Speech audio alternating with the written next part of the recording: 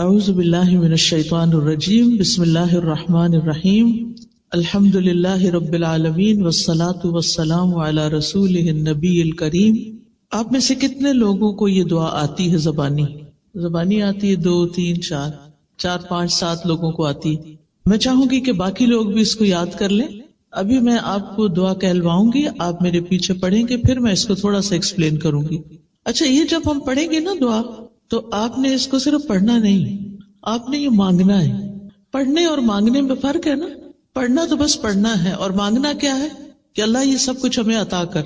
چلیے، رب اعنی، سب نے آواز سے پڑھنا ہے، ٹھیک ہے؟ بول کے پڑھنا، دل میں نہیں پڑھنا، منہ سے پڑھنا ہے، کیونکہ دل میں پڑھنے سے سبق یاد نہیں ہوتا۔ رب اعنی ولا تعن علی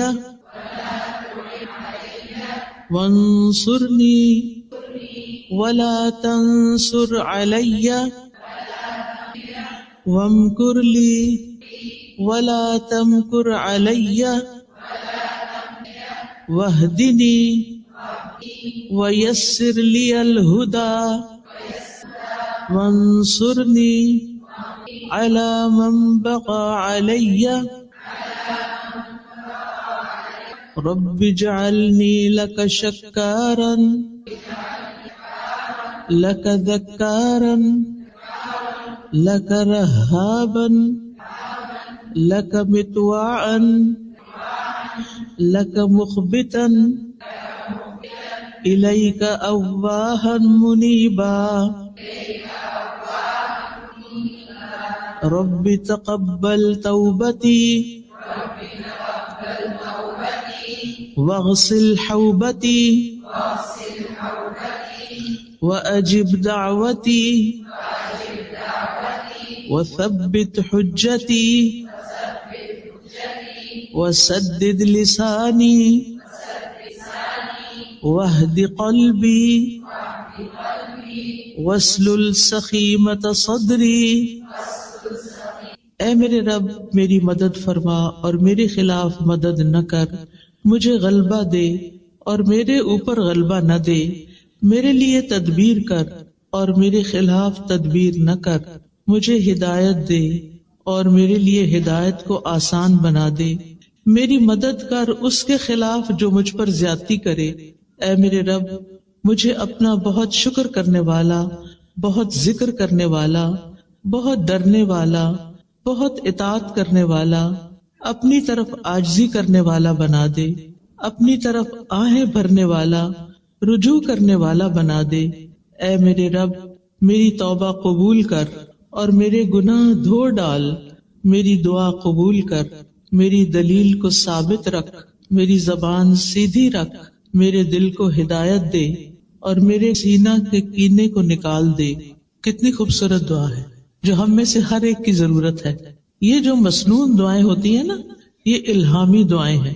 الہامی دعا کا مطلب کیا ہے کہ یہ اللہ سبحانہ تعالیٰ نے نبی صلی اللہ علیہ وسلم کے دل پر الہام کی، آپ نے مانگی اور آپ سے صحابہ نے سیکھی، اور پھر آج تک یہ سلسلہ ہم تک پہنچا۔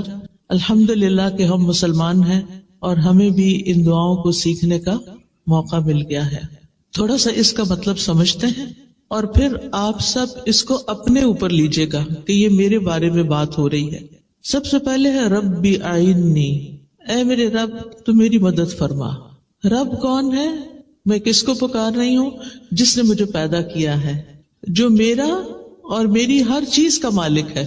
رب ہی میرا مالک بھی ہے اور جو کچھ میرے پاس ہے۔ سوچئے کیا کچھ ہے میرے پاس، یعنی کیا چیزیں جن کو آپ سمجھتے کہ یہ میری ہے، یہ میری ہے، یہ بیگ میرا ہے، یہ کتاب میری ہے، یہ فون میرا ہے، یہ کارڈ میرا ہے۔ یہ میرا نہیں ہے، اصل میں اللہ ہی کا ہے سب کچھ۔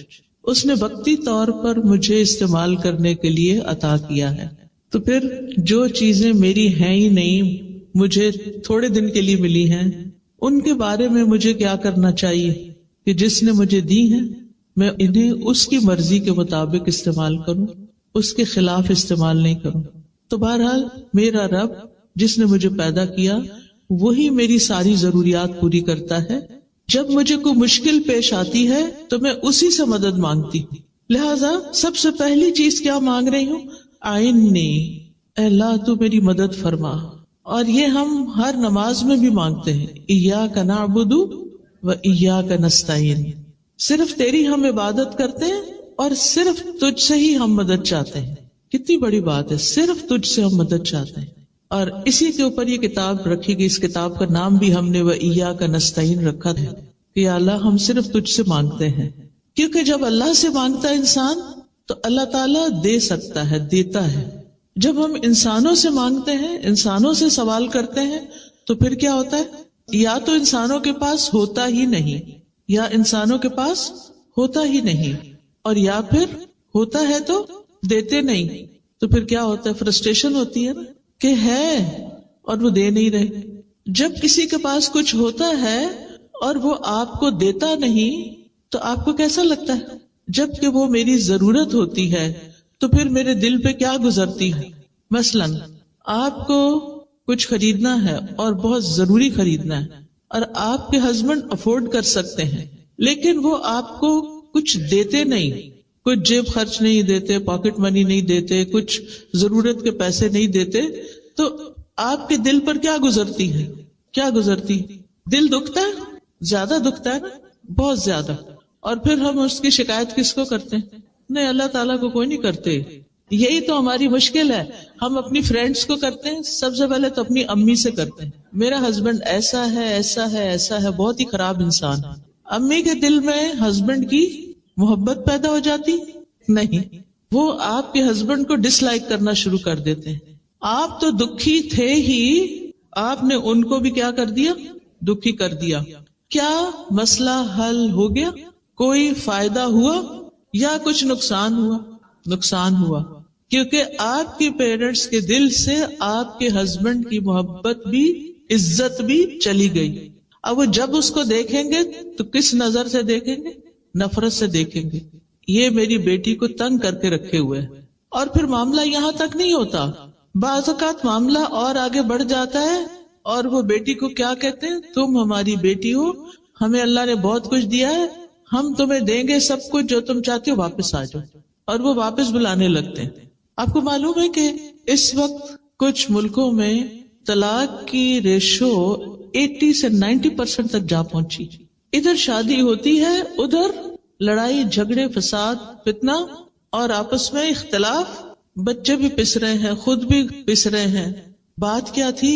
شروع میں غلطی ہو گئی، ہسبینڈ نے بات نہیں مانی، ہسبینڈ کی شکایت پیرنٹس سے کی، دوستوں سے کی، ادھر کی ادھر کی، اور کبھی کبھی پولیس بھی بلا لی، کیونکہ یہاں وہ بہت آسان ہے. کیا پولیس نے آ کے مسئلہ حل کر دیا؟ آپ کو شیلٹر مل گیا. وہ گھر سے زیادہ اچھی جگہ تھی. کیا خیال ہے؟ وہ گھر سے زیادہ اچھی جگہ ہے شیلٹر. آپ کے بچے ایک اچھے اسکول میں پڑھ رہے تھے، لیکن آپ کی ہسبینڈ سے لڑائی ہو گئی اور آپ نے گھر چھوڑ دیا. اب آپ کے بچوں کو کون پڑھائے گا؟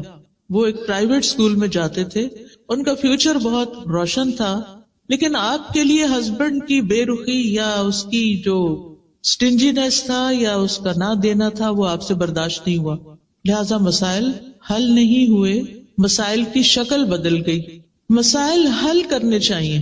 اگر کوئی شخص، مثلا میں ہسبینڈ پہ بات کروں گی، اگر ہسبینڈ تنگ کرتا ہے، نہیں دیتا، اس کی شکایت کس سے کرنی چاہیے؟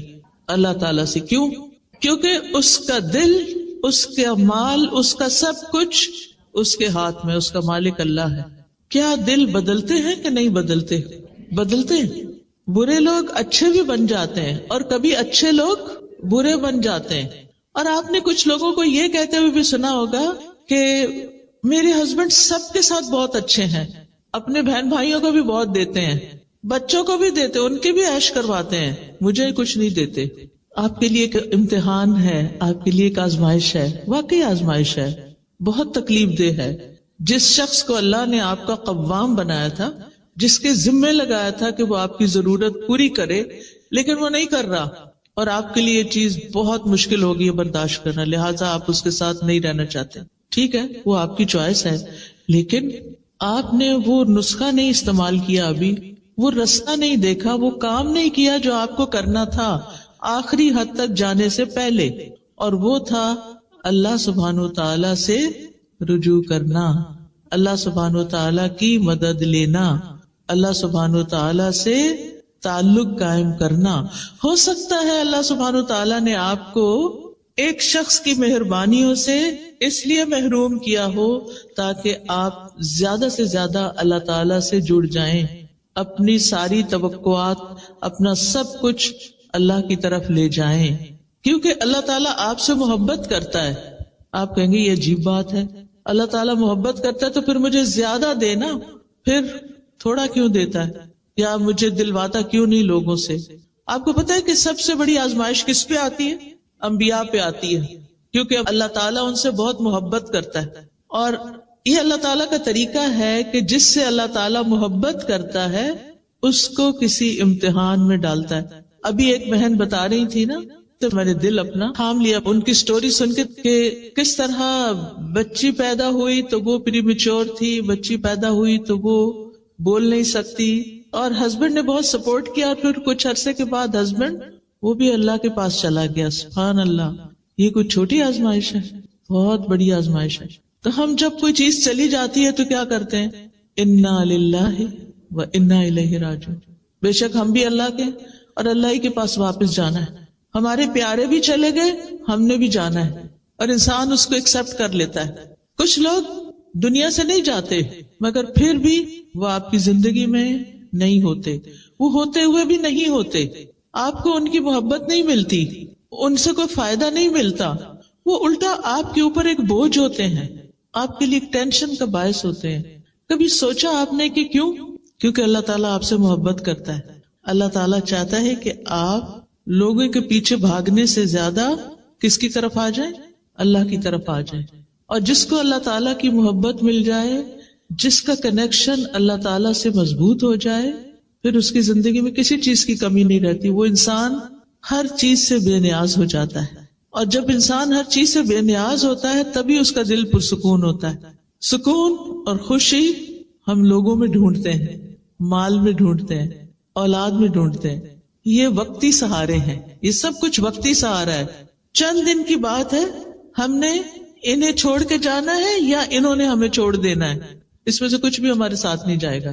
لیکن اگر ابھی سے آپ نے اپنا تعلق، اپنا ریلیشن شپ اللہ سبحانہ و تعالیٰ سے اسٹرانگ کر لیا تو وہ آپ کو نہیں چھوڑے گا، آزمائے گا ضرور۔ یہ یاد رکھیں، ہم سب چاہتے ہیں کہ اللہ تعالیٰ ہم سے محبت کرے، اور ہم سب چاہتے ہیں کہ ہم بھی اللہ تعالیٰ سے محبت کریں، اور یہ محبت بہت زیادہ ہو، لیکن اس محبت کی قیمت ہے، اور وہ ہے آزمائش، کہ جب محبت ہوگی تو پھر آزمائش آئے گی، اور جو شخص اس کو ایکسپٹ کر لے گا کہ یہ میرے فائدے میں ہے، اللہ تعالیٰ اس کے دل کو ہدایت دے دے گا، اس کی رہنمائی کر دے گا، اور جو ایکسپٹ نہیں کرے گا، اللہ سے ناراض ہوگا، اللہ تعالیٰ اس سے ناراض ہو جائے گا۔ جو مشکل وقت میں اللہ سے مدد مانگے گا، اللہ اس کی مدد کرے گا، جو اللہ سے راضی ہوگا، اللہ تعالیٰ اس سے راضی ہوگا، جو اللہ سے ناراض ہوگا، اللہ تعالیٰ اس سے ناراض ہوگا۔ اب یہ آپ کی چوائس ہے، آپ کیا چاہتے ہیں، کہ وہ راضی ہو یا ناراض ہو؟ کیا چاہتے ہیں؟ راضی ہو۔ تو پھر ہمیں بھی کیا کرنا ہے؟ تقدیر کے فیصلوں پر راضی ہونا ہے، زندگی میں آنے والی مشکلات کو ایکسپٹ کرنا ہے، تکلیف دہ راستوں کو قبول کر لینا ہے، اور ہر تکلیف کے موقع پر یہ سوچنا ہے کہ اللہ تعالیٰ مجھ سے محبت کرتا ہے، اس لیے اس نے مجھے اس امتحان میں ڈالا ہے۔ یہ اس کی محبت کی علامت ہے، کیونکہ یہ بات میں اپنے سے نہیں کہہ رہی، یہ حدیث میں آتا ہے کہ اللہ جس سے محبت کرتا ہے اس کو آزما لیتا ہے۔ کیوں آزماتا ہے؟ اس لیے آزماتا ہے تاکہ پتہ چلے یہ اپنی محبت میں کتنا سچا ہے، یہ محبت صرف باتوں کی حد تک ہے یا اس سے آگے بھی ہے۔ اور جب کوئی اس ٹیسٹ کو پاس کر لیتا ہے تو پھر اس کے گریڈز وہی رہتے ہیں یا اوپر جاتے ہیں؟ اوپر جاتے ہیں نا۔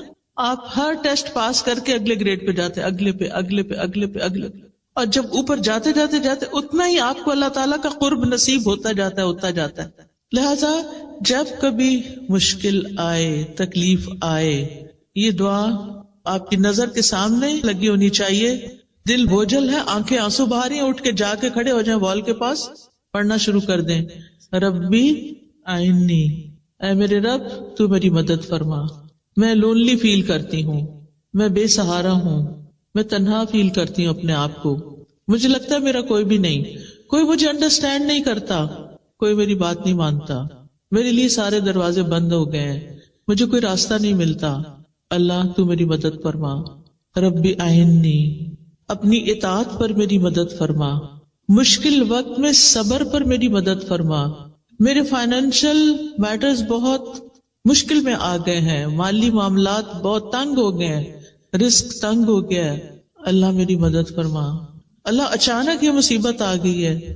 ربی اعنی, میرے رب میری مدد فرما, میں تیری مدد کا محتاج ہوں. اور پھر ولا تعن علیہ, میرے خلاف, میرے مقابل کی, میرے مخالف کی مدد نہ کر. ہر انسان کو کسی نہ کسی مخالفت دشمنی سے واسطہ پڑتا ہے, ہوتا ہے نا. کبھی وہ آپ کے گھر میں ہی ہوتے ہیں لوگ, اور کبھی وہ لوگ باہر ہوتے ہیں. کسی نہ کسی کے ساتھ آپ کا پرابلم, کوئی نہ کوئی ایشو بن ہی جاتا ہے. پھر آپ اس سے خوف کھانے لگتے ہیں کہ آپ پتہ نہیں کیا کریں گے. کل ایک بچی کا مجھے میسج آیا, بہت ہی ٹیلنٹڈ اور بہت ماشاءاللہ قابل بچی, الہدا کی گریجویٹ تھی, یونیورسٹی میں پڑھا رہی. تو اس کی پروموشن کا وقت تھا, تو کچھ لوگ خواہ اس کے پیچھے پڑ گئے, اس کے حجاب کی وجہ سے اور اس کے کچھ ایسی چیزوں کی وجہ سے. تو اس کو تنگ کرنا شروع کر دیا, اس کو ڈیلے کرنا شروع کر دیا اس میں کہ اس کو پروموٹ نہ کریں. اب وہ بہت بیچاری پریشان تھی. اب آپ دیکھیں کہ ہم میں سے ہر ایک پر ایسی پریشانیاں آتی ہیں کہ جب ہمیں مدد چاہیے ہوتی ہے, لیکن صرف اتنی بات کافی نہیں ہوتی, ہمیں یہ بھی چاہیے ہوتا ہے کہ اللہ جو میری مخالفت کر رہے ہیں نا, جو میرے پیچھے پڑے ہوئے ہیں, آپ ان کی مدد نہیں کرنا. یہ دعا چاہیے آپ کو کہ اللہ میرے مخالف کی مدد نہیں کرنا, میری مدد کرنا. ربی اعنی ولا تعن علیہ, جو مجھ پہ چڑھائی کر رہا ہے نا, جو مجھ پہ الزام تراشی کر رہا ہے, جو میرے ساتھ زیادتی کر رہا ہے, اللہ آپ اس کی مدد نہیں کریں. تو اس طرح ایک دعا کمپلیٹ ہو جاتی ہے اور آپ کانفیڈنٹ ہو جاتے ہیں اللہ تعالیٰ سنے گا اور میں اس مشکل سے باہر نکل جاؤں گی. وانصرنی, اور میری مدد کیجیے. ولا تنصر علیہ, اور میرے خلاف میرے مخالف کی مدد نہیں کیجیے. جو مجھے ستا رہا ہے, جو مجھے تنگ کر رہا ہے, آپ اس کی مدد نہیں کرنا, میری مدد کرنا. تو آپ تبھی پروٹیکٹڈ ہوں گے نا جب ایک طرف آپ کو مدد ملے گی اور دوسری طرف جو آپ کے خلاف جا رہا ہے اس کی مدد نہیں ہوگی کہ آپ کو وہ مزید تنگ کرے, ستائے, پریشان کرے. پھر وَمْكُرْ لِي وَلَا تَمْكُرْ عَلَيَّ, آپ میرے لیے تدبیر کیجئے اور میرے خلاف تدبیر نہ کیجئے. میرے لیے تدبیر کیجئے یعنی میرے حق میں. اللہ تعالیٰ رب ہے نا, تو وہ رب کا معنی کیا پڑا ہوا ہے آپ نے, یہ بتائیے. خالق, مالک اور مدبر. اللہ تعالیٰ خالق ہے, پیدا کیا, میری ہر چیز کا مالک ہے, اور میرے سارے معاملات کی تدبیر بھی وہی کرتا ہے, میرے لیے وہی پلان کرتا ہے. آج مجھے صبح کسی نے کہا یوں لگتا ہے اللہ تعالیٰ آپ کے لیے ساری پلاننگز کرتا ہے. میں نے کہا اس میں کوئی شک نہیں ہوتا, سب کے لیے کرتا ہے. ارے حقیقت ہے, لیکن ہم اس کو محسوس نہیں کرتے کیونکہ ہم شکر ادا نہیں کرتے. جو ہمیں ملتا ہے وہ ہمارے فائدے کا ہوتا ہے, لیکن ہمیں اس کی قیمت ہی نہیں پتا ہوتی. بعض اوقات ایسا ہوتا ہے نا کہ کوئی شخص آپ کو گفٹ دیتا ہے, بظاہر وہ ذرا سمپل سا لگتا ہے لیکن ہوتا بہت اوریجنل ہے, بہت ایکسپینسو ہوتا ہے. آپ کو بیچاروں کو پتہ ہی نہیں کہ اس کی قیمت کیا ہے. آپ کیا کرتے ہیں, اٹھا کے رکھ دیتے ہیں یا کسی کو آگے چلا دیتے ہیں, اور پھر آپ کو کوئی بتا دے تو پتا ہے وہ چیز کتنے کی تھی. آپ کہتے ہیں اچھا یہ تھی اس کی قیمت. پھر آپ ہاتھ ملتے, اوہ میں نے تو قدر ہی نہیں کی. تو اللہ سبحانہ وتعالیٰ مختلف طریقوں سے ہماری مدد کرتا ہے, ہمارے لیے پلان کرتا ہے, لیکن ہم اس کی قدر نہیں کرتے, ہم اس کو اپنے خلاف سمجھتے ہیں. تو آپ یہ دعا مانگتے رہیے کہ اللہ تعالیٰ آپ کی تدبیر میرے حق میں ہو, میرے خلاف نہ ہو. کیونکہ یدبر الامر من السماء الى الارض, آسمان سے زمین تک کے سارے معاملات کی تدبیر وہ کرتا ہے, اصل پلاننگ اس کی ہوتی. اس کے بعد وہدنی, اور آپ میری رہنمائی کیجیے. آپ کو کس کس چیز میں رہنمائی چاہیے ہوتی ہے؟ صرف دین کے معاملے میں؟ ہر معاملے میں. مثلا اس کورس میں آپ نے داخلہ لیا جس میں آپ نے گریجویٹ کیا, ہو سکتا ہے آپ کے وہم و گمان میں بھی نہ ہو, آپ کو خیال بھی نہ ہو, اور اچانک کہیں سے کسی نے بتا دیا اور آپ بس ایسے ہی چلے آئے, اور پھر آپ کو اللہ کی کتاب کی سمجھ مل گئی. تو یہ کس نے گائیڈ کیا تھا؟ اللہ نے اصل میں کیا تھا, اور کسی کو بھیجا تھا آپ کی رہنمائی کے لیے کہ وہ آپ کو کنونس کر لے کہ یہ کر لو. لیکن ہم اس کو بلیسنگ نہیں سمجھتے کہ کسی نے مجھے بتایا, بلکہ بعض اوقات تو ہم اوفینڈ ہو جاتے ہیں, میرے اندر تمہیں کیا کمی نظر آتی ہے کہ تم مجھے کہتی ہوں کہ کورس کر لو، قرآن پڑھ لو، تم بھی پڑھ لو، تم بھی پڑھ لو، آئی ایم پرفیکٹ، میں سب ٹھیک ہے، میرا کچھ مجھے مشکل نہیں. کیونکہ اللہ تعالیٰ کی رہنمائی بعض اوقات دل میں آتی ہے ڈائریکٹ، بعض اوقات کوئی انسان آ کے بتاتا ہے، بعض اوقات ہم کسی کتاب سے کوئی چیز پڑھتے ہیں تو ہمیں سبق مل جاتا ہے، بعض اوقات ہم کوئی لیکچر سن رہے ہوتے ہیں اور اس میں ہمیں رہنمائی مل رہی ہوتی ہے. اللہ تعالیٰ کی رہنمائی دینے کا، گائیڈنس دینے کا مختلف طریقہ ہوتا ہے، ہم نہیں سمجھتے کہ یہ چیز ہمارے لیے کتنی ویلیوبل ہے. تو ہم یہ مانگتے رہے کہ اللہ تعالیٰ آپ مجھے ہدایت دیجیے. وَيَسِّرْ لِيَ الْهُدَى، اور ہدایت کو میرے لیے آسان کر دیجیے. جو راستہ میرے لیے صحیح ہے، میرے لیے اس راستے پہ چلنا اور منزل تک پہنچنا آسان ہو جائے. لندن کی ٹریفک تو لندن والوں کو خوب پتا ہے. جو ہی گاڑی میں بیٹھتے ہیں تو دعا کرتے ہیں کہ اللہ راستہ آسان ہو، ٹریفک نہ ملے، ٹائم پر پہنچ جاؤں. تو زندگی صرف ٹریفک کی مشکل نہیں ہے، بلکہ اس میں بہت ساری اور چیزیں بھی ہیں جس کے لیے آپ کو ہدایت میں آسانی چاہیے کہ اللہ تعالیٰ میرے لیے اس راستے کو، زندگی کے راستے. اچھا، ہدایت کا معنی بھی آپ کو میں نے کئی دفعہ قرآن مجید میں ایکسپلین کیا ہوا ہے. اس میں ایک آتا ہے راستہ دکھانا، دوسرا ہے اس پر چلانا، اور تیسرا ہے منزل تک پہنچانا. تو اللہ سبحانہ تعالیٰ سے ہم دعا کرتے ہیں کہ یا اللہ جو چیز ہمارے حق میں بہتر ہے وہ ہمیں دکھا بھی دے، پھر اس کو لینے کے لیے چلا بھی دے، اور پھر ہم اس کو کمپلیشن تک لے کے جائیں جیسے آپ لوگ آج لے کے بیٹھے ہیں. یہ صرف اللہ کی توفیق سے ہوا ہے کہ آپ نے اپنے کورسز مکمل کر لیے، پورے قرآن کو پڑھ لیا یا جس حدیث کو پڑھ لیا، جو بھی آپ نے ارادہ کیا اللہ نے آپ کو یہاں تک پہنچا. یہ دراصل کیا تھی؟ اللہ کی دی ہوئی رہنمائی تھی جو آسانی ہوئی آپ کے لیے، مشکلات کے باوجود آسانی ہو گئی. وَانصُرْنِي عَلَىٰ مَن بَغَىٰ عَلَيَّ، یا اللہ جو مجھ پر زیادتی کرے اللہ اس کے خلاف میری مدد کیجیے. بغاوت بغی سے ہے، بغی کا مطلب ہے سرکشی کرنا. آج کل تو اور کون سرکشی کرے گا، اپنی اولاد ہی کافی ہے سرکشی کرنے کے لیے، ہے یا نہیں؟ کوئی جگہ ایسی نہیں جہاں میں گئی ہوں اللہ کے اذن سے اور مجھے یہ مسئلہ نہ بتایا گیا ہو کہ بچے بات نہیں مانتے، ٹین ایجرز بات نہیں مانتے، بڑے بچے ہاتھوں سے نکل گئے ہیں، بڑے ہوں یا چھوٹے ہوں. کل میرا پوتا مجھ سے ملنے کے لیے آیا تو میں اس کی سارا جائزہ لے رہی تھی، کرتا کیا ہے، اس چیز کو پکڑ، اس کو چھیڑ، جس چیز سے روکے. وہ پہلے یہ ہوتا تھا کہ وہ منع ہو جاتا تھا، اب ریزسٹ کرتا ہے کہ نہیں یہ چاہیے مجھے. اور اسی طرح پانی کا جگ رکھا ہوا تو اس نے پکڑا تو میں نے کہا میں لے لیتی ہوں اس سے. اتنے زور سے اس نے مجھ سے کھینچا کہ میرے ہاتھ سے چھوٹنے لگا تھا سب کچھ. تو میں نے کہا 1 سال چند مہینے کا بچے میں اتنی اللہ نے طاقت رکھی ہے اور اس طرح اس کے اندر ریزسٹنس ہے، اللہ اس کو نیک بنائے اور ہدایت پر رکھے اور یہ طاقت ہدایت پر استعمال ہو. ورنہ آپ دیکھیے کہ یہ بڑے بچوں کا مسئلہ نہیں ہے، جن ماؤں کے بچے چھوٹے ہیں وہ الگ مشکلات کا شکار ہیں ان کے پیچھے بھاگ بھاگ کے، کیونکہ اولاد آزمائش ہے، اس کو بھی ایکسپٹ کر لینا چاہیے. اور کیا ہم اپنے والدین کے لیے آزمائش نہیں تھے؟ ہم بچوں کی تو شکایت کرتے، کبھی اپنا بھی سوچا ہم نے کہ ہم کیا کرتے تھے؟ ہم نے بھی خوب تنگ کیا ہوا ہے، اور یہ ہر دور میں چلتا ہے. اور یہ کہنا چھوڑ دیں کہ آج کے بچے ایسا کرتے ہیں اور آج کے بچے ویسا کرتے ہیں، ہر دور کے بچے ایسے ہی کرتے ہیں، الا ماشاء اللہ کہ جس کو اللہ تعالیٰ ماں باپ کے لیے آسانی کا ذریعہ بنا دے. بہرحال تو اب یہ جو دعا ہے یہ کسی بھی انسان کے لیے آپ پڑھ سکتے کہ اللہ جو میرے اوپر سرکشی کرتا ہے، جو میری بات نہیں سنتا، جو میرے ساتھ تعاون نہیں کرتا، یا اللہ اس کے خلاف آپ میری مدد کیجیے. رب اجعلنی لک شکارا، اے میرے رب مجھے اپنے لیے بہت زیادہ شکر گزار بنا دے. ایک ہوتا ہے شکر کرنے والا، ایک ہوتا ہے شکار. یہ شکار نہیں ہے بلکہ شکار ہے، شکر سے، یعنی ہر چیز پر شکر کرو. ایک شکر نعمت ملنے پر شکر ہوتا ہے، ایک ہوتا مصیبت ٹلنے پہ شکر ہوتا ہے، شکر ہے یہ مصیبت ٹل گئی، ٹھیک ہے. اور ایک ہے مصیبت آنے پہ شکر. سبحان اللہ، وہ کیسا، وہ کون کرتا ہے؟ یہ ہے اصل شکر گزار جو تکلیف پر بھی شکر کرتے ہیں. کیا سوچ کے شکر کرتے ہیں؟ کیا سوچ کے؟ اس سے بڑی مصیبت بھی آ سکتی تھی. کئی دفعہ ایسے ہوتا ہے کہ جو مشکلات آتی ہیں نا وہ ہمیں سیدھا کر کے رکھ دیتی ہیں. مشکلات آتی ہیں ہمیں میچور کرتی ہیں، مشکلات ہمیں میچور کرتی ہیں، ہمیں بہت کچھ سکھاتی ہیں.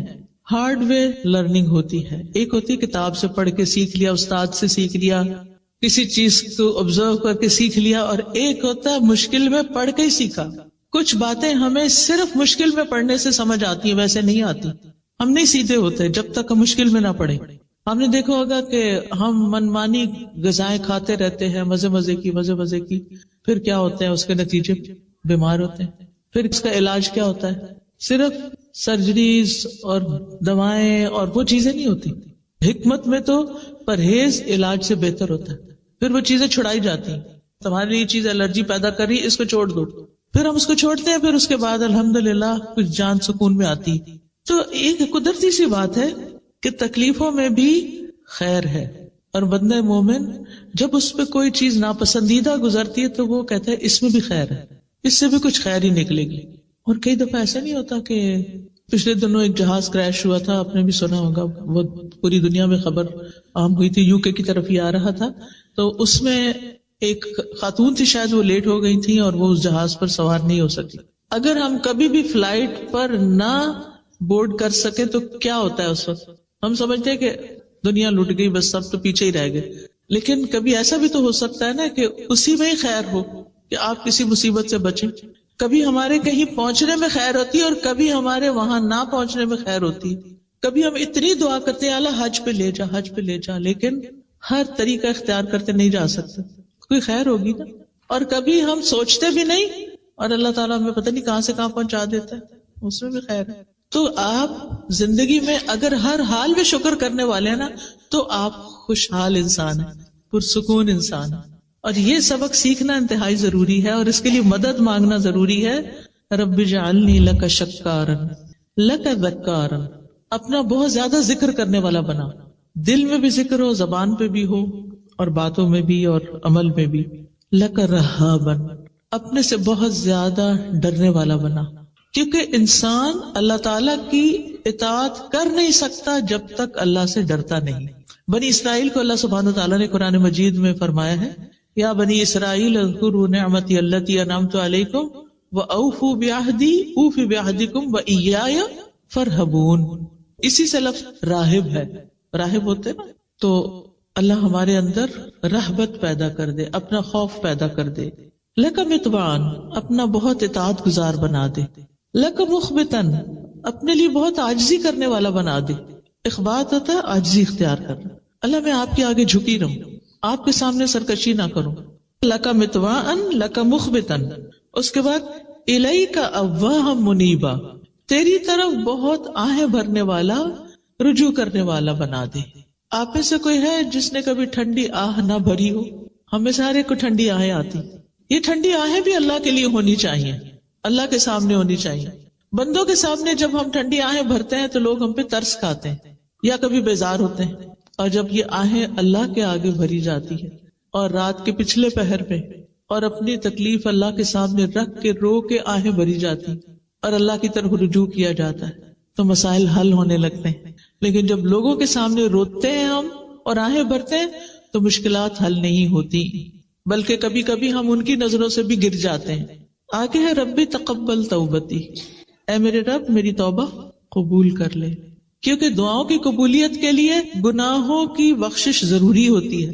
یعنی یہ میرے اندر سے میل کچیل نکلے سارا، آپ مجھے معاف کر دیں، میری توبہ قبول کر لیں، تو یہ رکاوٹ دور ہو جائے گی اور میری دعا قبول ہو جائے گی. واغسل حوبتی، اور میرے گناہوں کو دھو ڈال. واجب دعوتی، اور میری دعا قبول کر لے. وثبت حجتی، اور میری دلیل کو جما دے، یعنی میری دلیل ثابت ہو جائے. کئی دفعہ ایسے ہوتا ہے نا کہ آپ بالکل جسٹیفائیڈ ہوتے ہیں، حق پر ہوتے ہیں، آپ کی بات 100% درست ہوتی ہے، لیکن وہ دوسرے پر کوئی اثر ہی نہیں کر رہی ہوتی. کبھی ایسا ہوا؟ آپ ایک طریقے سے سمجھانے کی کوشش کرتے ہیں، دوسرے طریقے سے سمجھانے کی کوشش کرتے ہیں، لیکن کوئی سمجھ کے نہیں دیتا. اللہ سے مانگیے، اللہ جو دلیل میں کسی کو دوں، جو میں حجت پیش کروں، لوگ اس کو مان جائیں، میری بات سن لیں، ایکسپٹنس ہو. وسدد لسانی، اور میری زبان کو درست کر دے، یعنی میری زبان جو بات کہے وہ کیسی کہے؟ بالکل درست. وسدد لسانی، کیونکہ آپ دیکھیے جب انسان بات صحیح نہیں کرتا نا، قرآن مجید میں اللہ تعالیٰ کا حکم ہے نا، یا ایھا الذین آمنوا اتقوا اللہ وقولوا قولا سدیدا، اے لوگو جو ایمان لائے ہو اللہ کا تقوی اختیار کرو اور درست بات کہو. جو اللہ سے ڈرتا ہے وہ صحیح بات کرتا ہے. اچھا کچھ لوگوں کی عادت ہوتی ہے باتوں کو گھما پھرا کے کرتے ہیں, آپ کو سمجھ نہیں آتی یہ کیا کہنا چاہتے ہیں.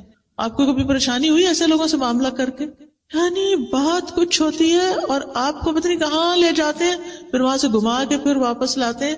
آپ یا وہاں اٹک جاتے ہیں یا اس کو سمجھ نہیں پاتے, سمجھ ہی نہیں آتی کیا کہہ رہے ہیں. خاص طور پر دین پڑھنے والے, دین سکھانے والے, ان کی زبان کی درستگی بہت ضروری ہے کہ بات کو صحیح انداز میں کرے تاکہ وہ دوسرے کے دل میں جا کے اترے. وہد قلبی, اور میرے دل کو ہدایت دے دے, میرے دل کو سیدھا کر دے, کیونکہ دل پر انحصار ہے ہر چیز کی ہدایت کا. اگر دل کو ہدایت نہیں ملی نا تو بات نہیں بنے گی. اور وصل السخیمۃ صدری, سبحان اللہ, اتنی خوبصورت دعا ہے یہ. اللہ میرے دل کے اندر جو کینہ ہے نا آپ اس کو باہر نکال دیں, اس کو کھینچ کے باہر نکال دیں. سل کا مطلب عربی میں ہوتا ہے کھینچ کے نکالنا, آپ اس کو باہر کر دیں. اچھا اب آپ دیکھیے کینہ کیا ہوتا ہے. جب کوئی آپ کو تنگ کرتا ہے, جب کوئی آپ کو اذیت دیتا ہے تو آپ کے دل میں اس کے خلاف نفرت پیدا ہوتی ہے. اور ہو سکتا ہے کہ یہ نفرت بعض اوقات آپ کو اپنے گھر والوں سے ہو, یا اپنے سسرال سے ہو, یا اپنی ورک پلیس پر, اپنی جاب پر کسی سے ہو. اب جب یہ سخیمہ, یہ میل ہے نا, سخیمہ میل ہے, یہ میل, یہ کینہ آپ کے دل کے اندر ہوتا ہے, بتائیے چین آتا ہے؟ صرف اتنا بتا دیجیے. دل میں کڑھن ہو, جلن ہو, انتقام کا جذبہ ہو کہ میں نے اس سے بدلہ لے کے ہی چھوڑنا ہے, اور آپ وہی پلاننگ کرتے رہے ہر وقت, میں اس کو کہاں کاٹوں, کہاں اس کا پیچھا کروں, تو نتیجہ کیا ہوتا ہے پھر؟ آپ پروڈکٹیو نہیں رہتے. آپ کو اللہ نے جو طاقت دی ہے, قابلیت دی ہے, ذہانت دی ہے, پوٹینشیل ہے بہت کچھ کرنے کا, وہ کیا ہوتا ہے؟ سب ضائع, کیونکہ آپ دل کی کڑھن کا شکار ہیں. دل کے اندر, صدر کے اندر کینہ ہے, میل ہے. آپ دیکھیں قیمتی سے قیمتی کپڑے کی اگر میل نہ نکلی ہوئی ہو تو کیسا لگتا ہے؟ کسی بھی چیز کی, کوئی بھی چیز آپ دیکھیں جو میلی ہوتی, چاہے فلور ہو, کارپٹ ہو, برتن ہو, اچھا نہیں لگتا. اور اگر یہ میل دل کے اندر گھسی ہوئی ہے تو پھر آپ کو سکون نہیں آ سکتا, آپ خوش نہیں رہ سکتے. آئینہ ہے نا دل, کہتے ہیں نا دل کو آئینہ. آئینہ کس کو کہتے ہیں؟ میرے شیشے کو, ٹھیک ہے. تو آئینہ گدلا ہو تو اچھا لگتا ہے یا چمکتا ہو تو اچھا لگتا ہے؟ آئینے میں اگر چھوٹی سا بھی اسپاٹ بھی لگا ہو نا تو کیا ہوتا ہے؟ وہ چپتا رہتا ہے. کھانا کھا رہے ہیں نا, کہیں ہاتھ لگ گیا نا, اچھا کھانا کھا رہے ہیں, دھیان بس وہی جا رہا ہے, گلاس گندا ہے, گلاس گندا ہے, گلاس گندا ہے, آپ اس سے چھٹکارا نہیں پا پاتے. جو لوگ صفائی پسند ہوتے, جو نہیں ان کو نہیں پرواہ, وہاں سب چلتا ہے. تو اب آپ نے کیا کرنا ہے کہ اللہ میرے دل کو اتنا صاف کر دے, شفاف کر دے, آئینہ چمک اٹھے, اور میں ایک پرسکون زندگی بسر کروں. تو یہ تھی آج کی دعا. یہ چند مثالیں میں نے آپ کو دی ہیں, لیکن باقی آپ اپنی زندگی کو اس سے ریلیٹ کریں کہ کہاں کون سی چیز آپ کی ضرورت ہے. کوئی بھی مسئلہ پیش آیا ہے, آپ دکھی ہیں, غمگین ہیں, پریشان ہیں, دعا نہیں یاد, اسی لیے کارڈ ساتھ دیا ہے, نہیں یاد, یاد کر لیں. نہیں یاد ہوتی, حافظہ کمزور ہے, کہیں سجا لیں. آپ دیکھیں وہ چھوٹے چھوٹے فریم ملتے ہیں نا, اسی لیے اس کو خوبصورت کارڈ پہ چھاپا گیا تاکہ آپ کیا کریں, ڈیکوریشن پیس بنا کے رکھ لیں, بیڈ سائڈ ٹیبل پہ لگا دیں, جہاں آپ بیٹھتے ہیں اسٹڈی ٹیبل پہ لگا لیں, کہیں بھی, تاکہ آپ اس کو مانگتے رہیں. وَلَمْ أَكُمْ بِدُعَائِكَ رَبِّي شَقِيًّا, اے میرے رب تجھ سے دعا مانگ کر تو میں کبھی بھی نامراد ہوا ہی نہیں, سب کچھ مل جاتا ہے. تو یہ کچھ اور بھی دعاؤں کی کتابیں ہیں, جیسے یہ وَإِيَّاكَ نَسْتَعِينُ ہے, پھر اسی طرح یہ قرآنی اور مسنون دعائیں ہیں, اور تسبیحات کی فضیلت ہے, اور یہ کچھ اپ کمنگ کورسز آ رہے ہیں جس کی تفصیل یہ لوگ آپ کو خود بتائیں گے, ان میں آپ جوائن کر سکتے ہیں. اور اگر آپ نہیں بھی کر سکتے تو آپ کیا کریں, شیئر کریں. یس, اپنے لیے ایک بندہ صدقہ جاریہ کا ڈھونڈ لیں, کسی اور کو یہ کورس جوائن کرا دیں. اگر کوئی اپنے فائنینشیل سرکمسٹانسز, ہارڈ شپس کی وجہ سے نہیں کر پاتا تو آپ اس کو اسپانسر کر دیں, وہ آپ کے لیے صدقہ جاریہ بن جائے گا. کسی نہ کسی سے بات کریں, اگر کوئی آپ کی وجہ سے اس رستے پر آ جاتا ہے تو آپ کے لیے سرخ قیمتی اونٹوں سے بھی زیادہ بڑی دولت ہے. یہ بات آپ نے حضرت علی رضی اللہ عنہ کو فرمائی تھی کہ اے علی, تمہارے ذریعے ایک بندہ ہدایت پا جائے تو یہ سرخ قیمتی اونٹوں سے بھی زیادہ بڑی دولت ہے, مرسڈیز سے زیادہ بہتر ہے. تو اللہ سبحانہ تعالیٰ سے دعا ہے کہ اللہ تعالیٰ ہمیں اس پر عمل کرنے کی توفیق دے. میں اس کو ایک دفعہ اور مانگوں گی تاکہ آپ مانگ سکیں. پہلے تو آپ نے سمجھے بغیر پڑھی تھی نا، اب آپ نے صرف آمین کہنا ہے اس پر. ٹھیک ہے، آپ نے بولنا نہیں میرے ساتھ، میں بولوں گی اور آپ نے آمین کہنا ہے.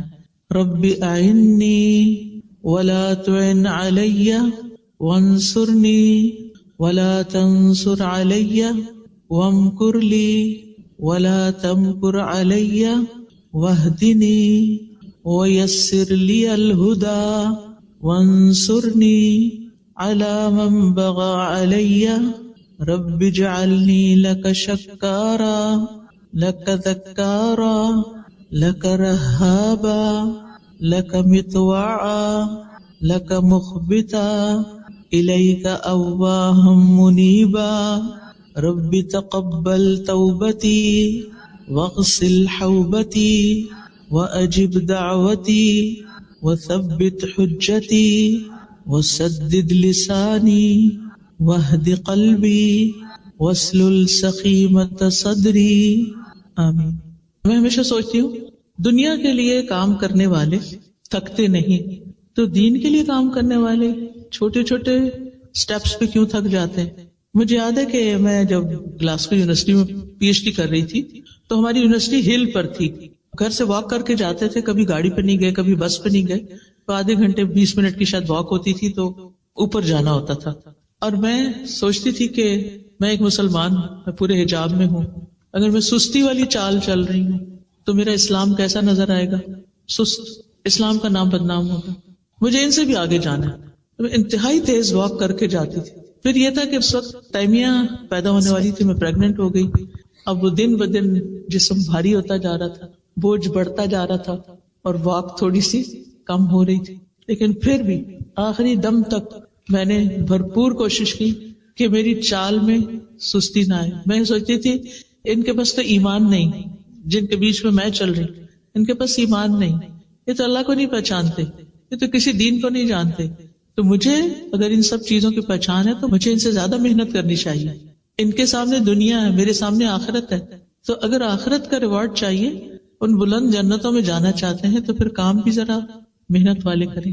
میرا ایک سوال ہے، ایک اچھے اسٹوڈنٹ کی کیا پہچان ہے، اور ایک اسٹوڈنٹ سے ایک اچھے استاد کی جرنی میں ایک اچھا استاد کیسے بننا ہے؟ شکریہ. دیکھیے کہ دونوں کے لیے ایک مختصر سی بات کروں گی.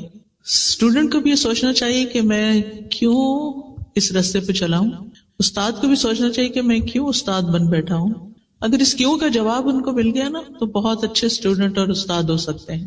اگر مقصد واضح ہو، نیت درست ہو، رستہ معلوم ہو تو پھر طریقہ بھی سیکھنا چاہیے کہ اس کام کو آسان طریقے سے کیسے کرنا ہے. میرے اس پر لیکچرز ہیں، مثالی طالب علم مثالی استاد. اگر وہ پڑھ لیے جائیں تو انشاءاللہ اس سے بھی کافی ہیلپ ہوگی. جزاکم اللہ خیرا آپ کے پیشنس کا. سبحانک اللہم و بحمدک نحمدہ و نصلی علی رسولہ الکریم. اما بعد فاعوذ باللہ من الشیطان الرجیم. بسم اللہ الرحمن الرحیم.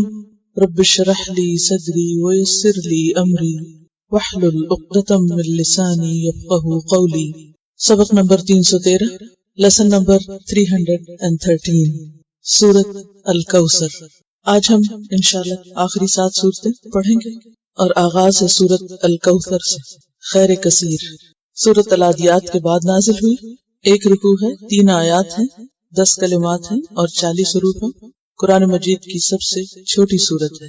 بسم اللہ الرحمن الرحیم. انا اعطیناک الکوثر. انا بے شک ہم نے، اعطیناک عطا کی ہے آپ کو، یعنی محمد صلی اللہ علیہ وسلم کو، الکوثر کوثر. انا کا لفظ جمع کا صیغہ ہے اور عظمت شان پر دلالت کر رہا ہے کہ جس ہستی نے رسول اللہ صلی اللہ علیہ وسلم کو خیر کثیر عطا کی وہ خود بہت عظیم ہے. اور آتینا سے فرق ہوتا ہے. آتینا کا مطلب ہی دینا ہوتا ہے، الف اور تے کے ساتھ، لیکن آتینا سے خاص ہے. عطا کا معنی ہوتا ہے بخشش، اور ایسی بخشش جو کسی کی ملکیت بھی ہو. یعنی ہم نے آپ کو ایک ایسی چیز عطا کی جو آپ کے لیے ہے، یعنی اس میں خصوصیت کا معنی بھی ہے. اور کیا عطا کیا؟ الکوثر کوثر، کوثر کا لفظ کاثر سے کثرت کا معنی دیتا ہے. یہ علم بھی ہے اور وصف بھی. اسم علم کون سا ہوتا ہے؟ پراپر ناؤن، جیسے مختلف جگہوں کے نام وغیرہ یا مختلف چیزوں کے نام. تو اگر اس کو علم مانا جائے تو پھر اشارہ ہے نہر کوثر کی طرف، حوض کوثر کی طرف. اور اگر وصف ہو تو پھر معنی کیا ہوگا؟ خیر کثیر. اور یہ فعل کے وزن پر مبالغے کے لیے ہے، یعنی بہت زیادہ کثرت، بہت زیادہ خیر اور بھلائی. نبی صلی اللہ علیہ وسلم نے دنیا کا مشکل ترین کام کیا، اور اس کام میں آپ نے اپنی ہر چیز قربان کی.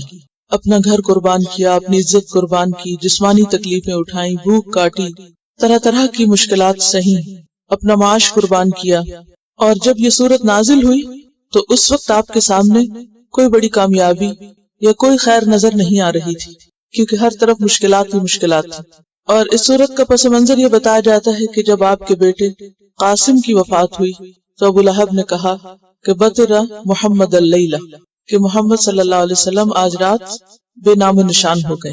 یعنی اب آپ کا بیٹا بھی فوت ہو گیا ہے تو آپ کا کوئی نام لینے والا نہیں رہے گا. باقی آزمائشیں تو تھی ہی، تو بیٹے کے فوت ہونے پر دکھ اور غم کا کیا عالم ہو سکتا ہے. تو اس پر اللہ سبحانہ تعالیٰ نے آپ کو ایک بڑی کامیابی اور ایک خیر کثیر کی بشارت اور خوشخبری دی. اور اس میں ان سب لوگوں کے لیے ایک خوشخبری ہے جو اللہ کے راستے میں اللہ کے دین کو عام کرنے کے لیے اللہ کے دین کی خاطر قربانیاں کرتے ہیں، کہ اللہ تعالیٰ ان کو اپنی خاص مدد سے نوازے گا اور ان کا مشن کامیاب ہوگا. کوئی بھی کام جو اللہ کی خاطر ہو اس میں اللہ مددگار ہوتا ہے، اور جس کام میں اللہ مددگار ہو، خواہ وہ ابتدا میں ناکامی پر مبنی ہی کیوں نہ نظر آئے، خواہ شروع میں اس میں قربانیاں ہی کیوں نہ کرنی پڑے، خواہ بظاہر دیکھنے میں وہ مشکل حالات میں گھرا ہوا ہی کیوں نظر نہ آئے، لیکن بالآخر اس کام میں اللہ کی تائید اور مدد شامل ہوتی ہے اور اللہ کا وعدہ پورا ہوتا ہے. تو انا اعطیناک الکوثر، یقیناً ہم نے آپ کو خیر کثیر اور بہت زیادہ بھلائی عطا کی ہے. نبی صلی اللہ علیہ وسلم کو کیا کیا بھلائیاں نصیب ہوئی ان کی ایک طویل فہرست ہے. جہاں آپ کی قربانیاں سب سے زیادہ ہیں وہاں آپ کو ملنے والی بھلائیاں اور خیر عطا اور بخشش بھی بہت زیادہ ہے، جو پوری تاریخ انسانی میں کسی دوسرے انسان کے حصے میں نہیں آئی. تکلیفیں بھی آپ پر سب سے زیادہ آئیں، اور اجر اور انعام بھی دنیا اور آخرت کا آپ کے لیے سب سے بڑھ کر ہے. اس میں بھی ہمارے لیے ایک سبق ہے، اور وہ یہ کہ جب انسان اللہ کے لیے کوئی تکلیف اٹھاتا ہے تو وہ تکلیف جتنی بڑی ہوتی ہے اس کا اجر اور ثواب بھی اتنا ہی بڑا ہوتا ہے. نبی صلی اللہ علیہ وسلم کو اللہ نے کیا کچھ عطا کیا، اس میں ہم دیکھتے ہیں کہ سب سے پہلے نبوت، اور پھر آپ خاتم النبیین تھے. پھر اسی طرح آپ کو قرآن مجید عطا کیا گیا جو کہ خیر و بھلائی کا مجموعہ ہے، جو آپ کا ایک معجزہ بھی تھا اور رہتی دنیا تک باقی رہے گا. پھر اسی طرح آپ کو عمل صالح کی جو توفیق اللہ نے دی، آپ کا ذکر خیر بلند کیا، وَرَفَعْنَا لَكَ ذِكْرَكَ. پھر اسی طرح ایک حدیث میں آتا ہے کہ آپ نے فرمایا کہ مجھے وہ 5 چیزیں دی گئی جو مجھ سے پہلے کسی اور کو نہیں دی گئی. نمبر 1، نصرت بالرعب مسیرۃ شہر، مجھے 1 مہینے کے فاصلے تک اپنے دشمنوں کے مقابلے میں رعب عطا کیا گیا. میرے لیے ساری زمین کو مسجد اور طہور یعنی پاکیزگی حاصل کرنے کا ذریعہ بنایا گیا، یعنی کہیں بھی ہم تیمم کر کے پانی نہ ہو تو نماز پڑھ سکتے ہیں. آپ کو حق شفاعت دیا گیا، قیامت کے دن جب لوگ باقی انبیاء کے پاس جائیں گے تو وہ سب شفاعت سے انکار کر دیں گے، لیکن نبی صلی اللہ علیہ وسلم اللہ سبحانہ تعالیٰ کے حضور حاضر ہو کر سجدہ ریز ہوں گے اور پھر آپ کی دعا سنی جائے گی. آپ کو مقام محمود عطا ہوا، عسیٰ ان یبعثک ربک مقام محمودا، یعنی آپ کو مقام محمود عطا ہوگا قیامت کے دن، آپ کے لیے مقام وسیلہ ہے. پھر اسی طرح دنیا میں آپ کے لیے غنیمت حلال کی گئی، اور پھر آپ صلی اللہ علیہ وسلم جیسے کہ سورۃ الضحیٰ میں بھی آتا ہے والضحیٰ واللیل اذا سجا ما ودعک ربک وما قلی وللآخرۃ خیر لک من الاولی. تو دنیا کا بھی آخری حصہ اور آخرت بھی پہلے حصے سے، یعنی جس دور میں یہ سورت نازل ہوئی اور جو مشکلات تھی ان میں خوشخبری سنائی جا رہی ہے کہ اگلا دور زیادہ بہتر ہوگا. اور پھر خاص طور پر جو ان بھلائیوں میں ایک خاص بھلائی ہے کہ جو جنت کی ایک نہر آپ کو نصیب ہوئی یا جس کی خوشخبری دی گئی، الکوثر.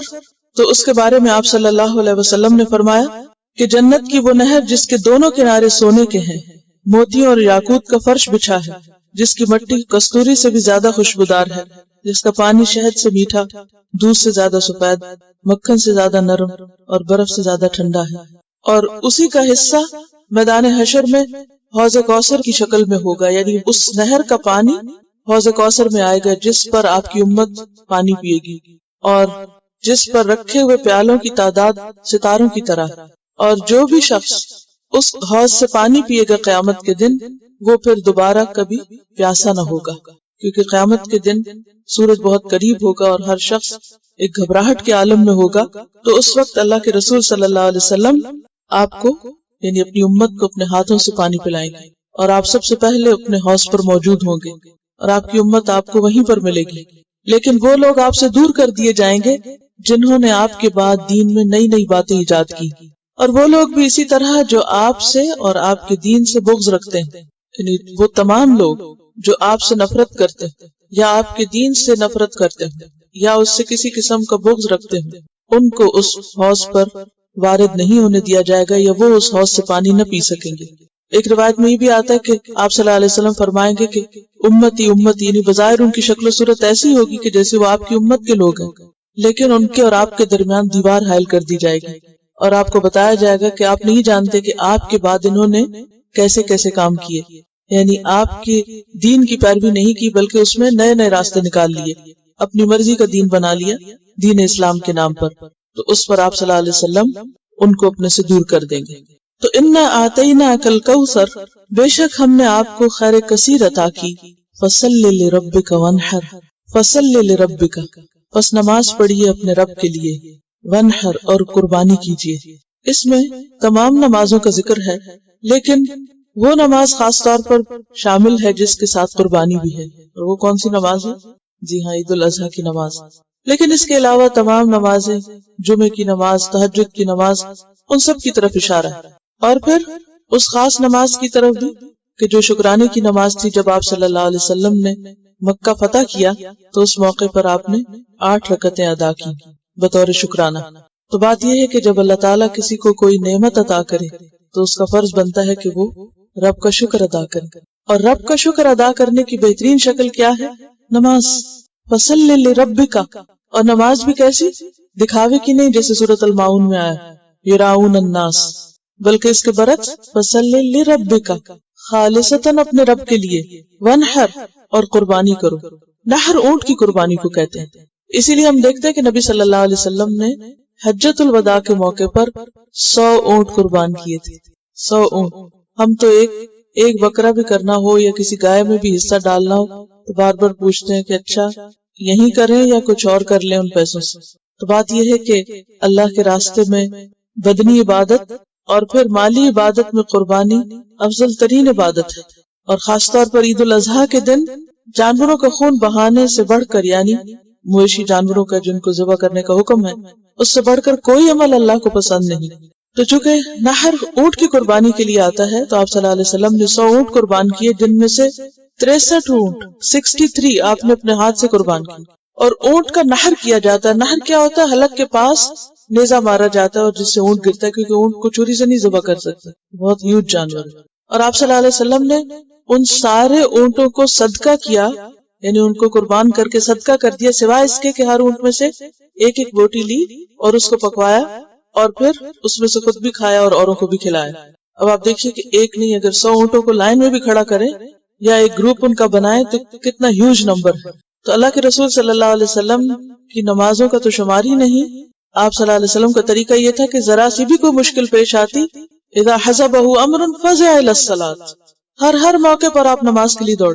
اور دوسرے حکم پر کس طرح عمل کیا؟ ونحر، شکرانے کے طور پر کس طرح قربانی کی۔ لیکن اس کے علاوہ کسی بھی چیز کی قربانی کی جا سکتی ہے، اور اسی سے ونحر نون حرے سے ہم دیکھتے ہیں کہ یوم النحر قربانی کے دن کو کہتے ہیں، یعنی حاجی عرفہ کے بعد جو اگلا دن ہوتا ہے مینا میں، وہ ان کے لیے یوم النحر ہوتا ہے اور ہمارے لیے یوم العید ہوتا ہے، عید الاضحیٰ کا دن۔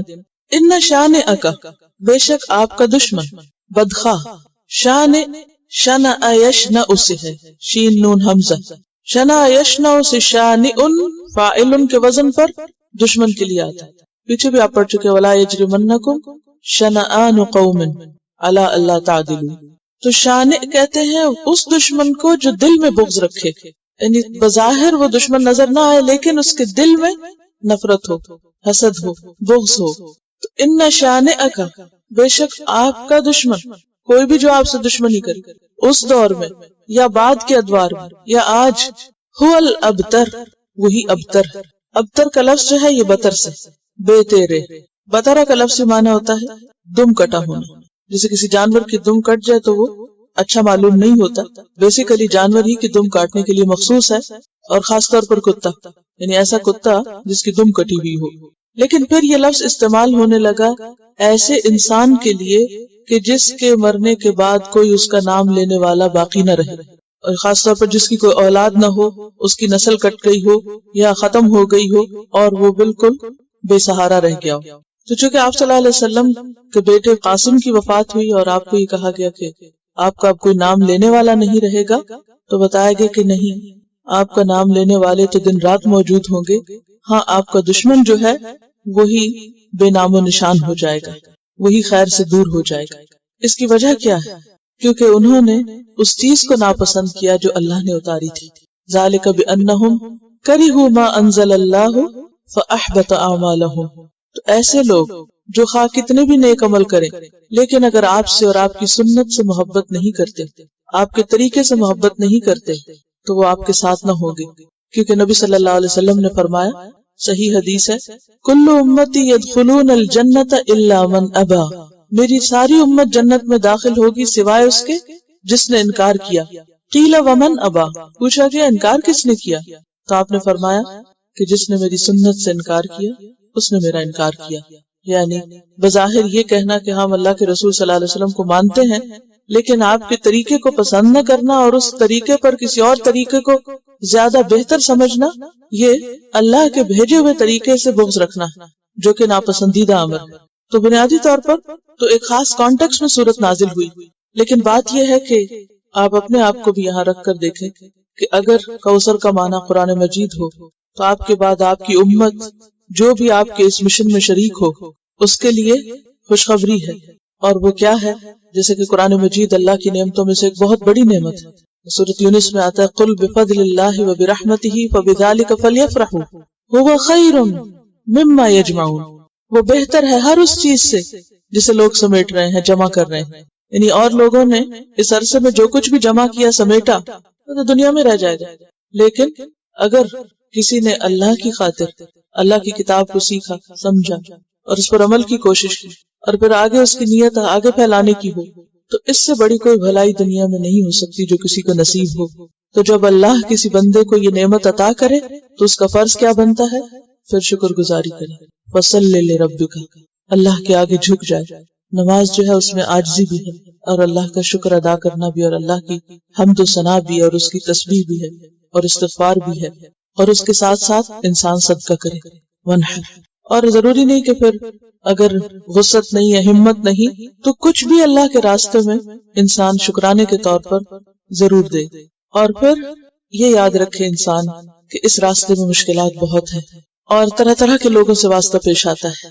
یہ راستہ آسان راستہ نہیں ہے، کیونکہ جنت کا راستہ جو ہے وہ مکروہات سے گھیر دیا گیا ہے، اور اس میں بعض اوقات ایسی رکاوٹیں آ جاتی ہیں کہ انسان سمجھتا ہے کہ this is the end of the world, اب آگے تو شاید کچھ ہو ہی نہیں سکتا. لیکن انسان ہمیشہ اللہ کے بھروسے پر یقین رکھے کہ جس رب نے قرآن پڑھنے کی توفیق دے دی، وہی رب اس پر عمل کی توفیق بھی دے گی، اور وہی رب اس کو آگے پہنچانے کی توفیق بھی دے گی.